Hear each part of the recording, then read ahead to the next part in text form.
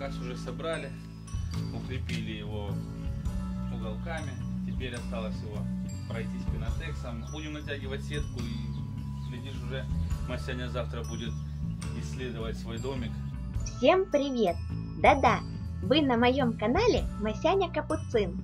Наверное, вы сейчас не совсем понимаете, что происходит на ваших экранах. Без паники. Сейчас я вам все расскажу. Как видите, мои любимые мужчины что-то мастерят. Уже догадались, что? Конечно же, это мой новый большой уличный вольер. В нем я смогу днем гулять совсем голенько и играть только по своим правилам.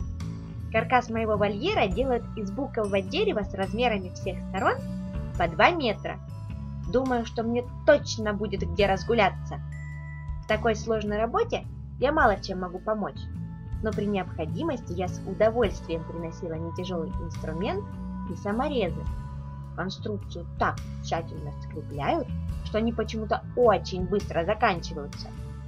Дверцу в мой вольер делают на всю его высоту, чтобы потом было удобно приходить ко мне в гости и приносить всякие вкусняшки. Ну что, могу вам с полной уверенностью сказать, что самый главный этап сборки подошел к концу. Ну что, каркас уже собрали, укрепили его уголками, и теперь осталось его пройтись пинотексом от воздействия внешней среды. И все, будем натягивать сетку, и, глядишь, уже Масяня завтра будет исследовать свой домик.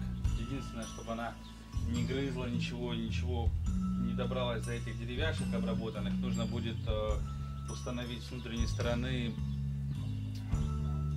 такие небольшие деревяшки, прикрепить их на саморезы, и тогда она будет чувствовать себя прям как в своей среде.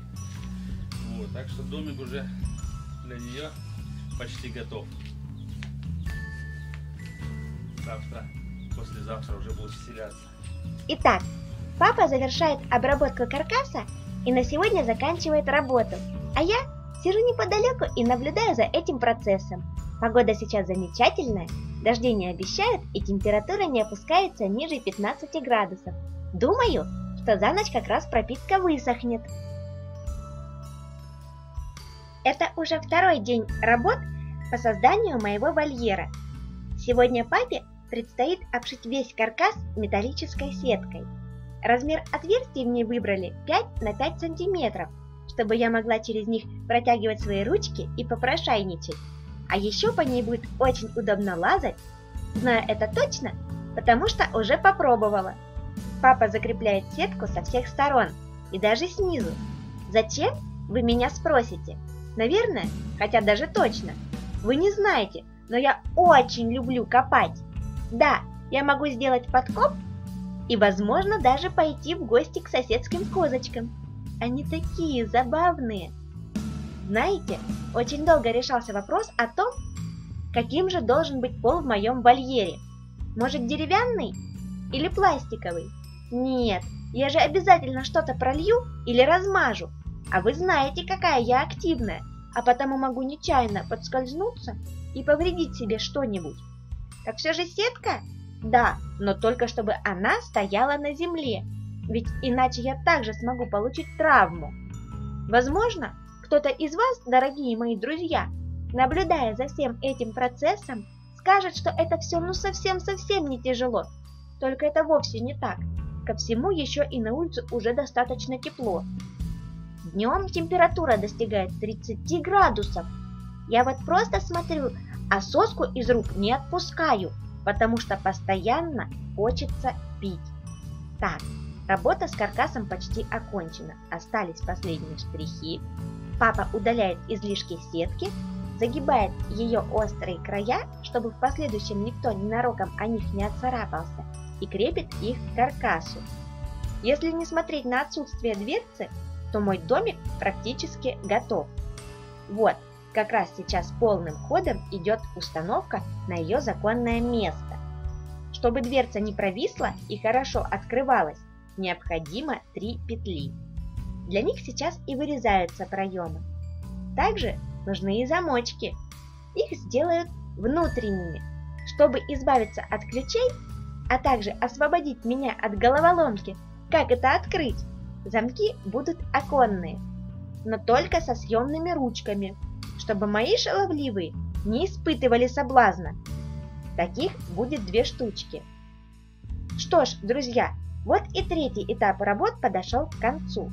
Теперь папе нужно точно так же, как и каркас моего вольера, обшить сеткой дверцу. Скажете, ну, это совсем легко? А как бы не так.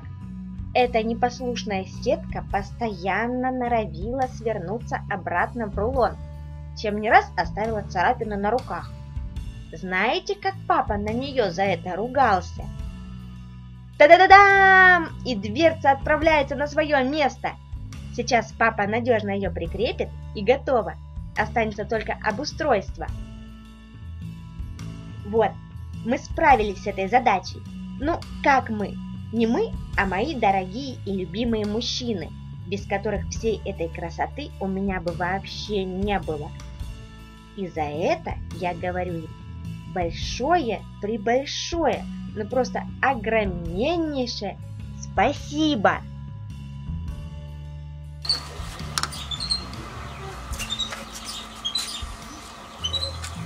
Все отлично. Осталось врезать замки и можно пользоваться. Будем делать, да, лазилки, канаты, чтобы она не наелась вот этого, чем мы обрабатывали. Пинотекс. Пинотексом, пока обрабатывали клетку снутри и снаружи от воздействия. Будем делать еще, привезли с рук, будем делать еще внутри, чтобы она не могла грызть эту деревяшку. И ручка, и все. Итак, друзья, мой вольер стоит так, как он должен стоять. Сейчас папа заканчивает работы по безопасности. Он прикручивает ветки орешника к каркасу моего вольера. А ко всему, это будет напоминать мне прогулку на природе. Такую веточку будет и укусить приятнее, и полазать по ней.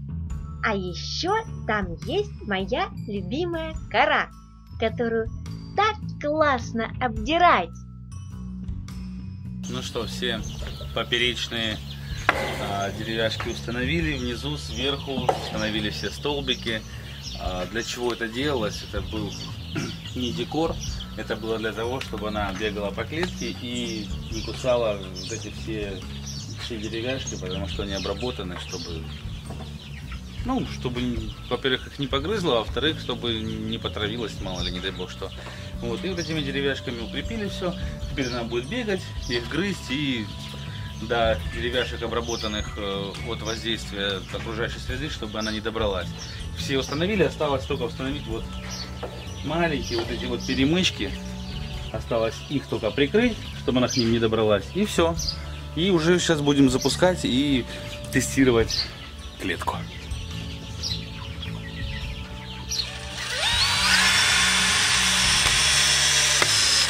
Отлично. А следующее мое видео будет о том, как я осваиваюсь в вольере. Пока-пока!